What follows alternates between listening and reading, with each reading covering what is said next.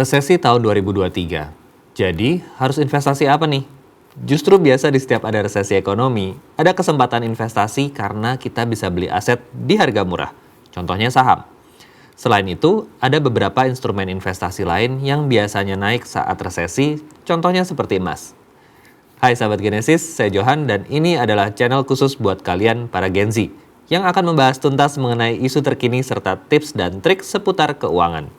Buat kalian yang ingin tahu lebih banyak soal perencanaan keuangan dan dunia finansial, please subscribe dan nyalakan loncengnya supaya kalian nggak ketinggalan video terbaru dari kita. Stay tune. Banyak orang bilang katanya akan ada resesi di tahun 2023. Bener nggak sih? Sebenarnya hal ini sudah dibahas oleh banyak pihak, termasuk oleh Menteri Keuangan kita Ibu Sri Mulyani, yang sering mengingatkan akan ancaman resesi global di tahun 2023. Tapi kalau kita lihat proyeksi ekonomi yang dikeluarkan oleh IMF bulan Oktober lalu, hanya beberapa negara saja kok yang akan mengalami pertumbuhan ekonomi negatif, contohnya seperti Jerman, Italia, dan Rusia. Sisanya masih positif, walaupun memang lebih kecil dari tahun ini. Secara umum, pertumbuhan ekonomi dunia melambat dari proyeksi 3,2% di tahun 2022 menjadi hanya 2,7% di tahun 2023. Bagaimana dengan Indonesia? Indonesia diperkirakan masih tumbuh 5% di tahun depan.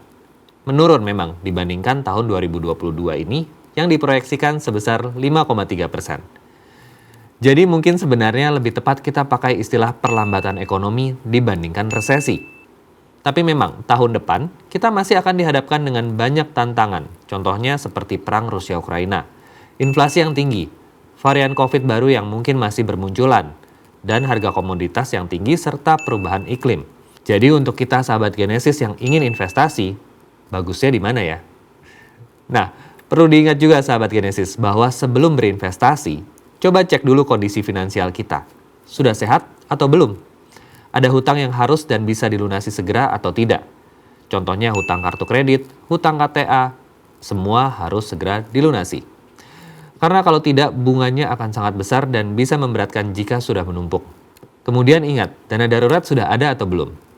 Ingat ya, dana darurat minimal 3 kali pengeluaran bulanan. Jadi kalau amit-amit terjadi sesuatu sama pekerjaan kita masih bisa memenuhi kebutuhan hidup selama 3 bulan sambil mencari mata pencaharian baru. Kalau kondisi keuangan sudah sehat dan ada uang nganggur untuk investasi, baru kita coba pilih instrumen investasi yang sesuai sama tujuan investasi kita. Yang pertama, inflasi yang tinggi menyebabkan banyak bank sentral di dunia menaikkan suku bunga, termasuk di Indonesia. Ini mengakibatkan naiknya bunga deposito dan tabungan, termasuk juga reksadana pasar uang. Jadi kalau kamu tipe investor yang konservatif, atau mungkin punya jangka waktu investasi yang pendek, bisa masuk ke reksadana pasar uang ini. Kedua, resesi atau perlambatan ekonomi ini adalah bagian dari siklus ekonomi. Artinya tidak akan berlangsung selamanya dan kondisi ekonomi pun pada akhirnya akan membaik. Oleh karena itu sahabat Genesis, justru bisa memanfaatkan momen ini untuk membeli aset-aset yang murah. Contohnya seperti saham atau reksadana saham. Kalau sahabat Genesis nggak punya waktu atau kesulitan menganalisa saham satu persatu, bisa investasi ke reksadana saham supaya dana kita dikelola oleh manajer investasi yang profesional. Tapi ingat, karena investasi di instrumen saham risikonya cukup tinggi, maka sahabat Genesis harus punya jangka waktu investasi yang agak panjang juga, minimal 1 tahun ya. Ketiga, biasanya saat terjadi resesi, ada aset-aset tertentu yang naik nilainya. Contohnya seperti dolar Amerika Serikat dan emas. Karena dipercaya nilainya akan naik dalam jangka panjang. Apalagi sekarang harga emas agak sedikit turun. Sahabat Genesis bisa mulai menabung untuk membeli emas.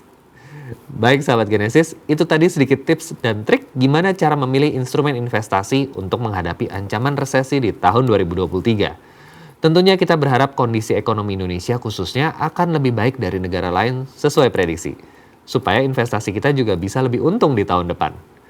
Kalau kalian suka sama video ini, jangan lupa like, komen, dan share supaya sahabat yang lain juga bisa mendapat manfaatnya.